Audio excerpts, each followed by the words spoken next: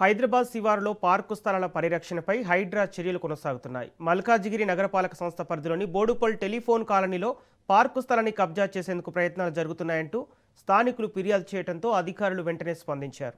ఫిర్యాదు అందుకున్న హైడ్రా బృందం సంబంధిత ప్రాంతాన్ని పరిశీలించి సర్వే నెంబర్లు 78, 79లో ఉన్న 1166 చదరపు గజాల స్థలాన్ని పార్కు స్థలంగా గుర్తించినట్లు తెలిపింది. అనంతరం స్థలానికి రక్షణ చర్యలు చేపట్టి చుట్టూ ఫెన్సింగ్ ఏర్పాటు చేశారు. అలాగే ఈ భూమి పార్కు స్థలం హైడ్రా పరిరక్షణలో ఉంది అంటూ హెచ్చరిక బోర్డులు కూడా ఏర్పాటు చేశారు. ప్రజలకు ఉపయోగపడే ఓపెన్ స్పేస్లను కాపాడేందుకు ఇలాంటి చర్యలు కొనసాగుతాయని అధికారులు వెల్లడించారు.